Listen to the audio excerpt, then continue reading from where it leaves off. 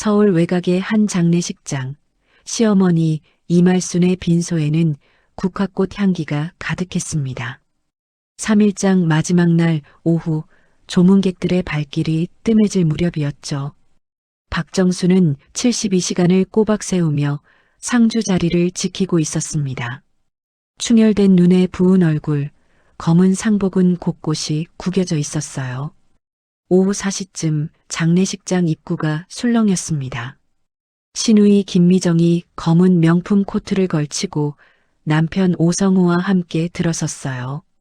그 뒤를 서류 가방을 든 중년 남자가 따랐습니다. 미정은 조문객들 앞에서 정순을 덥석 껴안았어요.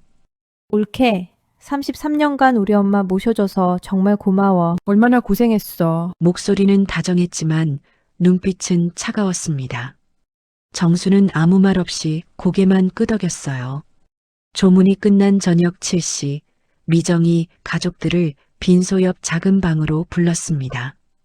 정순의 아들 정호도 함께 자리에 앉았죠. 미정의 남편 오성호가 문을 닫고 뒤따라온 중년 남자가 서류 가방을 열었습니다. 저는 법무법인 소속 변호사입니다. 고인께서 생전에 작성하신 유언장을 공개하겠습니다.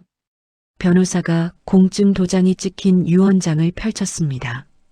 작은 방 안에 긴장감이 감돌았어요. 유언장에는 시어머니 명의의 아파트 2채, 상가 1채, 예금 계좌 등 총 18억 원 상당의 재산이 적혀 있었습니다. 그리고 그 전부가 딸 김미정에게 상속된다고 명시되어 있었죠. 정수는 자신의 이름을 찾아 문서를 훑어보았습니다. 마지막 페이지 하단에 단 한 줄이 있었어요. 며느리 박정순에게는 33년간의 수고에 감사하며 100만 원을 지급한다. 정순의 손이 미세하게 떨렸습니다. 아들 정우가 벌떡 일어났어요. 이게 무슨 소리예요? 우리 엄마가 33년간 할머니 모시고 받을 게 100만 원이라고요? 미정이 손을 저으며 말했습니다.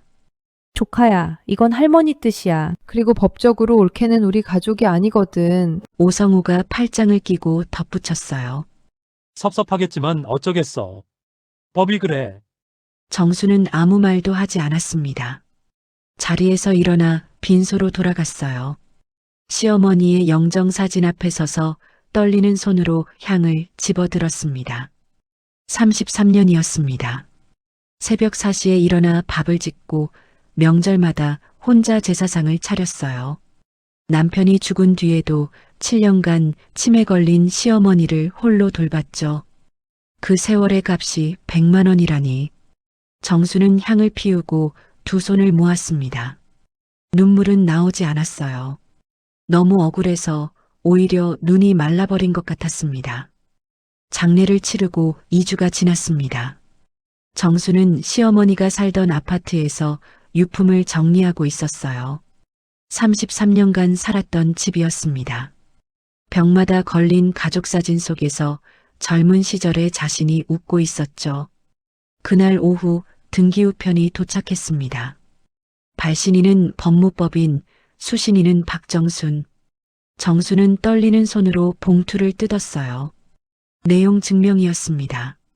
본 부동산의 소유권이 김미정에게 이전되었으니 30일 이내에 퇴거하라는 내용이었죠.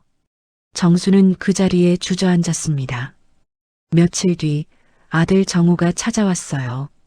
엄마, 우리 집에 같이 가서 살자. 아내도 괜찮다고 했어. 정수는 고개를 저었습니다. 며느리한테 패 끼치기 싫다. 엄마가 알아서 할게. 정우가 더 말하려 했지만 정수는 손을 저으며 아들을 돌려보냈어요. 그날 밤 정수는 혼자 짐을 쌌습니다. 33년치 살림 중에 가져갈 수 있는 건 캐리어 하나와 박스 2개뿐이었죠. 퇴거 기한 마지막 날 아침이 밝았습니다. 정순이 현관문을 열자 인테리어 업체 직원 3명이 복도에 서 있었어요. 그 뒤에는 시누이 미정이 팔짱을 끼고 서 있었습니다. 올케, 수고했어. 이제 나가면 돼. 정수는 아무 대답도 하지 않았습니다. 캐리어를 끌고 미정 옆을 지나쳤어요. 엘리베이터 문이 닫히는 순간 뒤에서 인테리어 기계 돌아가는 소리가 들렸습니다. 아파트 단지를 빠져나올 때 하늘에서 비가 내리기 시작했어요. 정수는 우산이 없었습니다. 빗속을 걸으며 지하철역으로 향했죠. 역 앞 벤치에 앉아 한참을 멍하니 있었습니다. 갈 곳이 없었어요. 아들 집에 가면 며느리 눈치가 보이고 친정은 이미 부모님이 돌아가신 지 오래였죠. 고개를 들었을 때 골목 안쪽에 낡은 간판이 보였습니다. 해피고시원 마이너스 보증금 없음, 월세 35만 원. 정수는 캐리어를 끌고 고시원 문을 밀었어요. 카운터에 앉아있던 여자가 고개를 들었습니다. 60 후반쯤 되어 보이는 푸근한 인상이었죠. 아이고, 비 맞았네. 방 구하러 왔어요? 정수는 고개를 끄덕였습니다. 고시원 주인 김옥자는 정순의 행색을 보더니 아무것도 묻지 않았어요. 그냥 열쇠를 하나 건네며 말했죠. 302호 써요. 보증금은 나중에 있을 때 줘도 돼. 3평 남짓한 방이었습니다. 싱글 침대 하나, 작은 책상 하나, 창문 하나. 정수는 짐을 내려놓고 침대에 앉았어요. 창밖으로 빗소리가 들렸습니다. 정수는 그제야 눈물을 흘렸어요. 소리 없이 오래오래 울었습니다. 밤이 깊어서야 정수는 가방에서 낡은 수첩을 꺼냈습니다. 첫 장을 펼치고 볼펜을 들었어요. 떨리는 손으로 한 줄을 적었습니다. 오늘부터 다시 시작한다. 1991년 봄 32살의 박정순이 시집 대문 앞에 섰습니다. 새하얀 웨딩드레스 대신 단정한 한복을 입고 있었어요. 중매로 만난 남편 김태수가 어색한 미소로 그녀를 맞았죠. 신혼 첫날 밤 시어머니 이말순이 정순을 부엌으로 불렀습니다. 찬장 위에 놓인 통장을 가리키며 말했어요. 우리 집 며느리는 남편 월급에 손대면 안 돼. 내가 관리할 테니까. 정수는 고개를 숙였습니다. 그렇게 33년의 시집살이가 시작되었어요. 결혼 5년 차 추석이었습니다. 정수는 새벽 4시에 일어나 전을 부치고 있었어요. 거실에서 시누이 미정의 웃음소리가 들렸습니다. 미정은 점심때 빈손으로 와서 저녁까지 놀다 용돈 50만 원을 받아갔죠. 결혼 10년 차 정수는 둘째를 임신했다가 유산했습니다. 병원에서 돌아온 날 시어머니가 한 말이 잊히지 않았어요. 애 못 지킨 게 누구 탓인데. 무거운 거 들지 말랬잖아. 그날 정수는 부엌에서 혼자 울었습니다. 결혼 15년 차 어느 날이었습니다. 남편 태수가 조심스럽게 말을 꺼냈어요. 누나가 사업한다고 500만 원만 빌려달라는데. 정순이 반대하려 했지만 이미 시어머니와 결정된 일이었습니다. 그 돈은 끝내 돌아오지 않았어요. 결혼 20년 차 시어머니가 마트에서 쓰러졌습니다. 병원에서 경도 치매 판정을 받았죠. 시누이 미정은 전화로 한마디 했어요. 올케가 모시는 게 맞지 않아? 나는 미국도 가야 하고 바쁘잖아. 정수는 혼자서 시어머니를 모시기 시작했습니다. 결혼 26년 차 남편 태수가 회사 건강검진에서 췌장암 판정을 받았어요. 말기였습니다.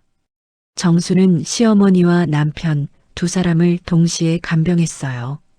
새벽에 시어머니 기저귀를 갈고 오전에 남편 병원에 가고 오후에 다시 집으로 돌아오는 생활. 태수가 임종을 앞둔 밤이었습니다. 그가 정순의 손을 잡았어요. 가늘게 뜬 눈에 눈물이 고여 있었습니다. 미안해. 평생 엄마 편만 들어서. 정수는 고개를 저었어요. 태수가 다시 입을 열었습니다. 우리 집 금고 비밀번호 목소리가 점점 작아졌어요. 0903. 그게 마지막이었습니다. 태수는 그날 밤 눈을 감았어요.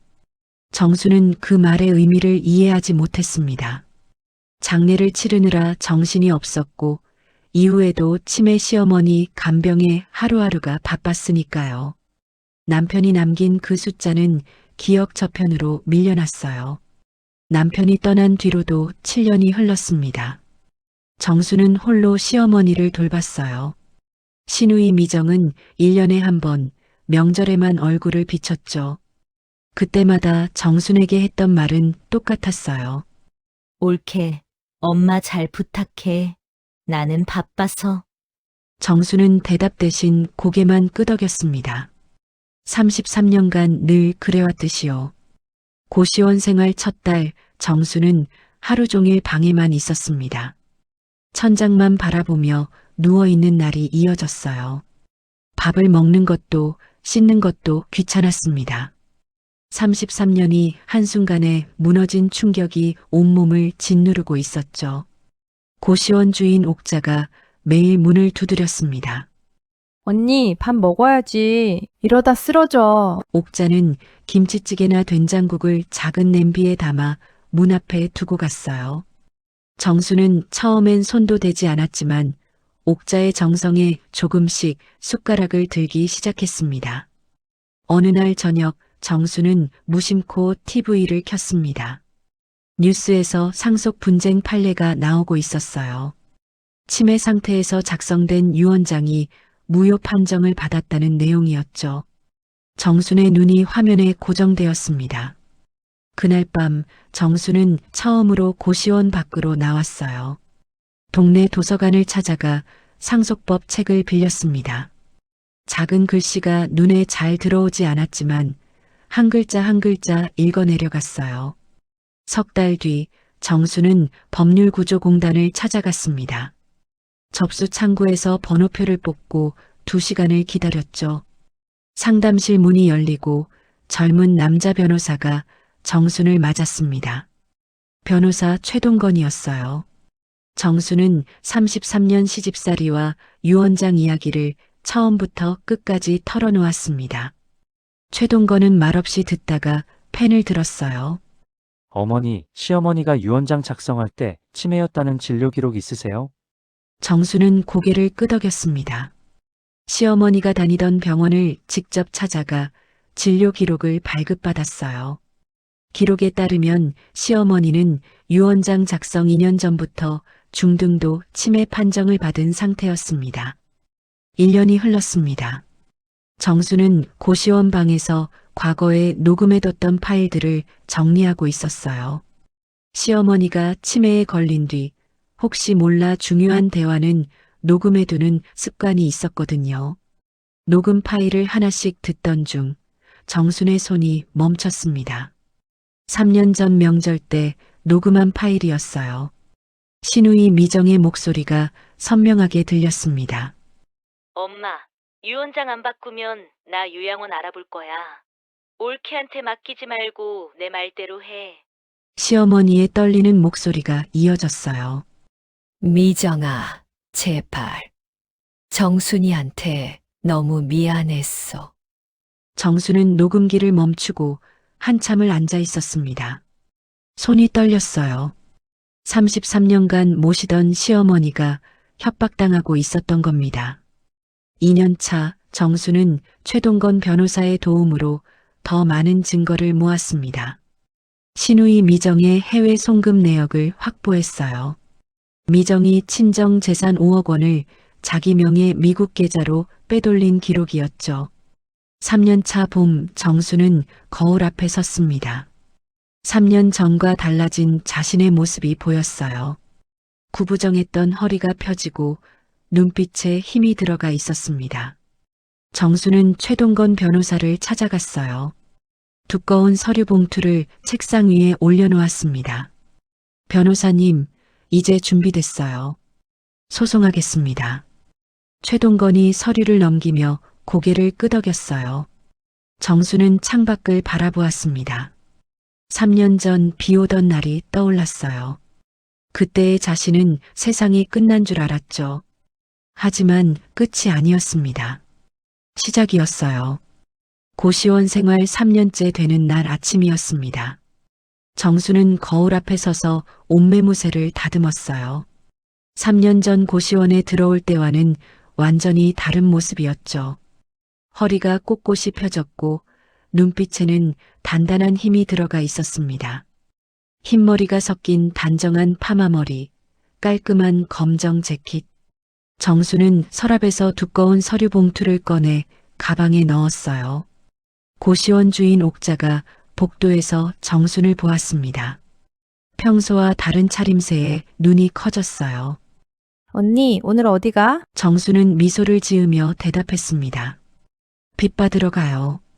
지하철을 2번 갈아타고 강남의 고급 아파트 단지에 도착했습니다. 33년 전 시집 올 때만 해도 이런 동네는 꿈도 못 꿨죠. 신우이 미정은 남편 사업으로 번 돈과 친정에서 빼돌린 재산으로 여기에 살고 있었어요. 아파트 정문에서 경비원이 정순을 막아섰습니다. 어디 가시는 분이세요?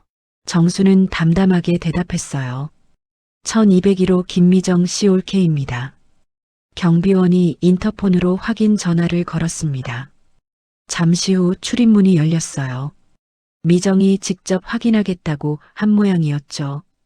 엘리베이터가 12층에서 멈추고 문이 열렸습니다. 1201호 앞 정수는 잠시 심호흡을 했어요. 33년의 세월이 주마등처럼 스쳐 지나갔습니다.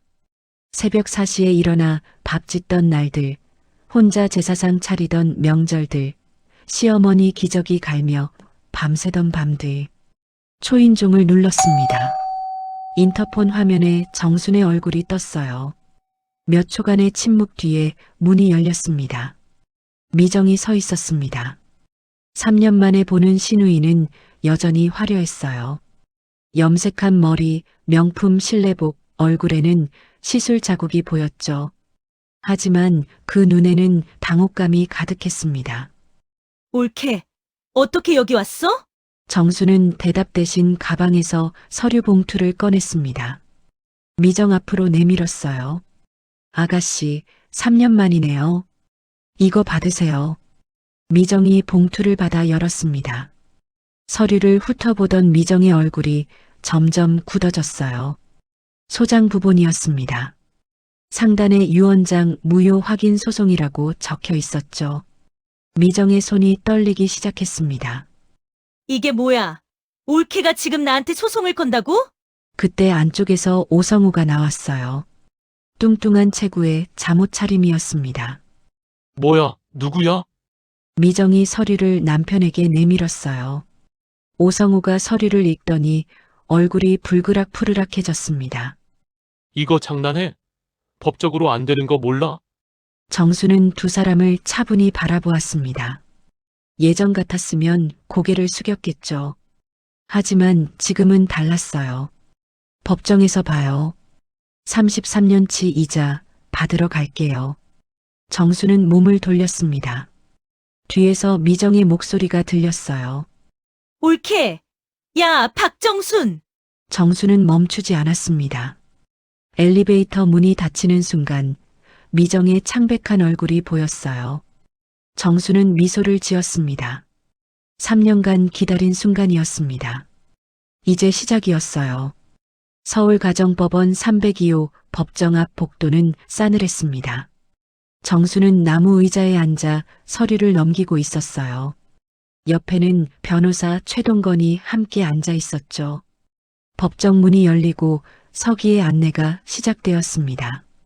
정순이 먼저 들어가 원고석에 앉았어요. 잠시 뒤 미정과 오성우가 대형 로펌 변호사 2명과 함께 피고석에 앉았습니다. 미정은 정순을 보자 코웃음을 쳤어요. 판사 이명숙이 입장하자 법정이 조용해졌습니다. 재판이 시작되었어요. 피고 측 변호사가 먼저 일어났습니다. 유언장은 공증 절차를 거쳐 정상적으로 작성되었습니다. 고인의 자유로운 의사였습니다. 그는 공증 서류와 유언장 원본을 증거로 제출했어요. 미정이 고개를 끄덕이며 자신만만한 표정을 지었습니다. 최동건 변호사가 자리에서 일어났어요. 재판장님, 고인 이말수는 유언장 작성 시점에 중등도 치매 상태였습니다. 그는 병원 진료 기록과 치매 진단서를 제출했습니다. 기록에 따르면 시어머니는 유언장 작성 2년 전부터 치매 판정을 받은 상태였어요. 피고 측 변호사가 즉시 반박했습니다. 치매 진단과 유언 능력은 별개입니다. 공증인이 고인의 의사를 확인했습니다. 팽팽한 공방이 이어졌어요. 판사가 피고 측 증인 신문을 허가했습니다. 미정이 증인석에 올랐어요. 저희 어머니가 평소에도 저한테 재산을 주고 싶다고 하셨어요. 미정은 눈물까지 흘렸습니다. 올케가 어머니를 잘못인 건 맞지만 그건 어머니 뜻과는 별개잖아요. 방청석 일부에서 고개를 끄덕이는 사람들이 보였어요. 정수는 묵묵히 앉아 지켜보았습니다. 최동건이 판사에게 새로운 증거 제출을 요청했어요.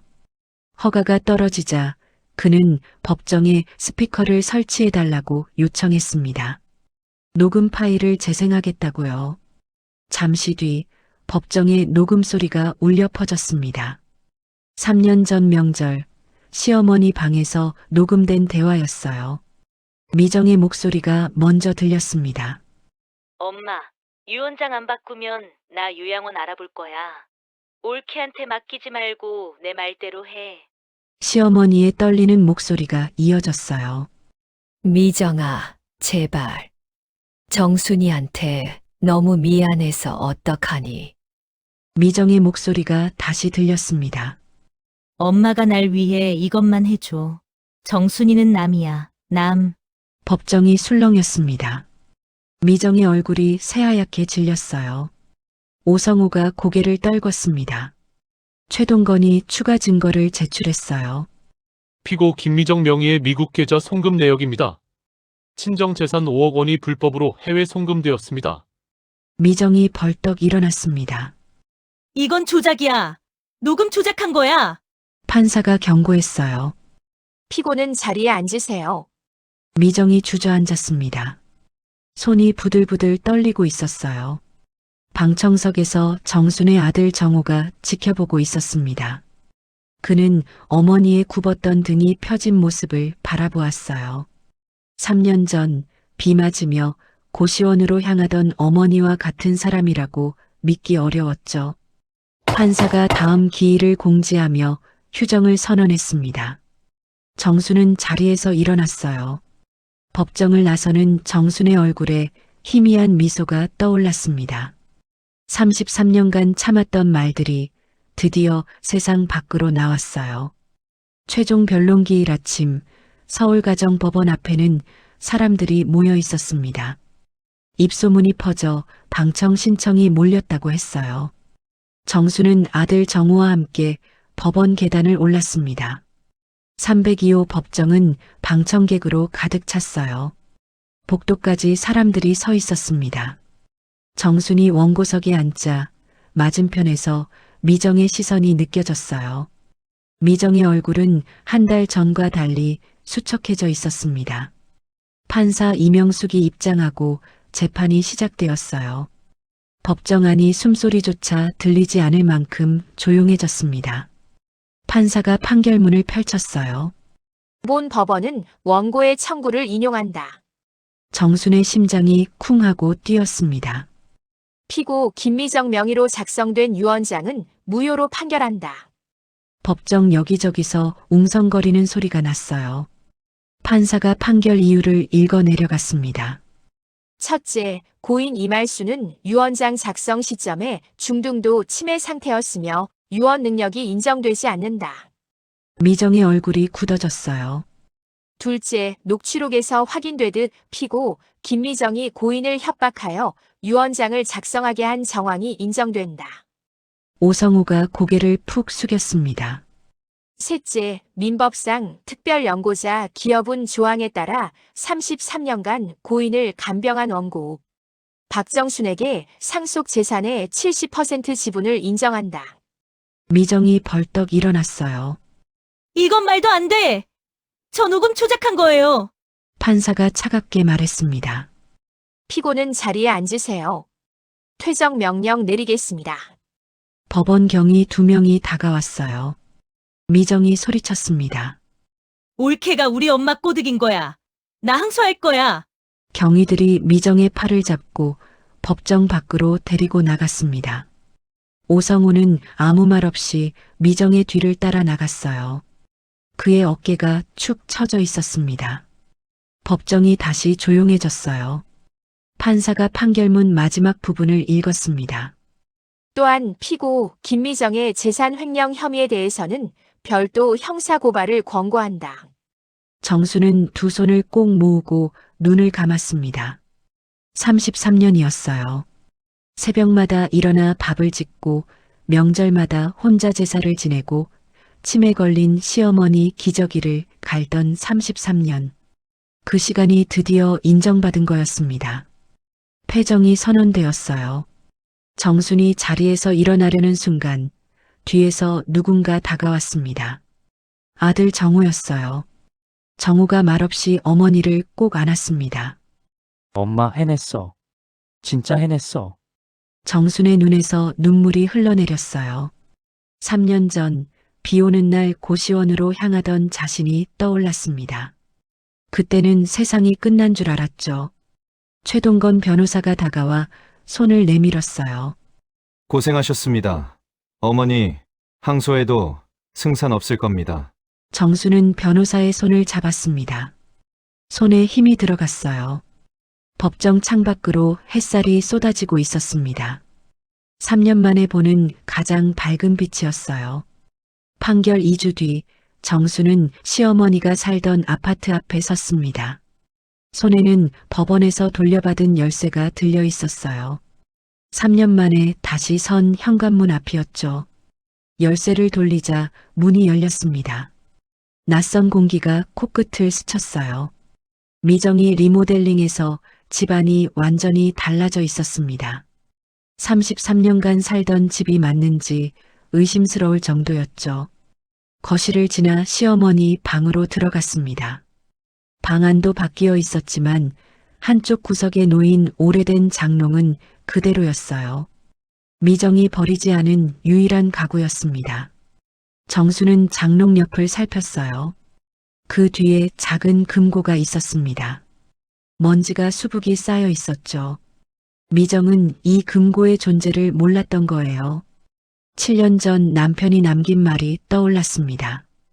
우리 집 금고, 비밀번호 0903. 정순의 손이 떨렸어요. 0903을 천천히 눌렀습니다.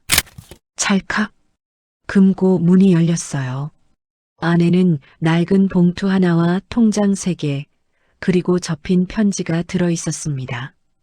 정수는 봉투를 먼저 열었어요. 유언장이었습니다. 미정이 공개한 것과 다른 또 다른 유언장이었죠. 날짜를 보니 시어머니가 치매 판정받기 3년 전에 작성된 것이었어요. 유언장 내용을 읽어 내려갔습니다. 본인 이말수는 전 재산을 며느리 박정순에게 남긴다. 33년간 효도해줘서 고맙다. 정순의 눈에서 눈물이 흘러내렸어요. 손이 떨려 유언장을 제대로 잡을 수가 없었습니다. 접힌 편지를 펼쳤어요. 시어머니의 삐뚤빠뚤한 글씨가 적혀 있었습니다.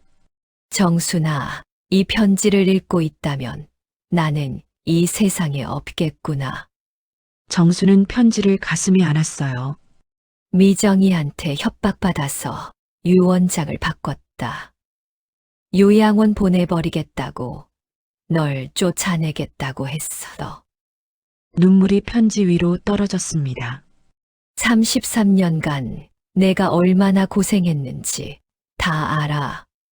새벽마다 일어나 밥 짓고, 명절마다 혼자 제사 지내고, 아들보다 내가 더 효자였어. 정수는 소리내어 울기 시작했어요. 33년간 참았던 울음이었습니다. 이 금고 비밀번호는 태수 생일이야. 903 태수한테만 알려줬어. 그 애가 너한테 전해줬길 바란다. 편지 마지막 줄이 눈에 들어왔어요. 정순아, 미안하고 고마워. 다음 생에는 내가 내 며느리 할게. 정수는 편지를 꼭 쥐고 한참을 울었습니다. 시어머니가 자신을 미워한 게 아니었어요. 33년이 헛되지 않았습니다. 6개월 뒤 정수는 그 아파트에서 첫 추석을 보냈어요. 아들 정우 가족이 함께 왔습니다. 손자와 며느리가 송편을 빚는 동안 정수는 거실 한쪽에 모신 시어머니 영정 사진 앞에 섰습니다. 절을 올리고 두 손을 모았어요. 어머니, 이제 편히 쉬세요. 저도 이제 제 인생 살게요.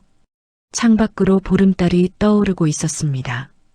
정수는 달을 바라보며 미소 지었어요. 65세, 새로운 시작이었습니다. 시청해 주셔서 대단히 감사합니다. 좋은 하루 되세요.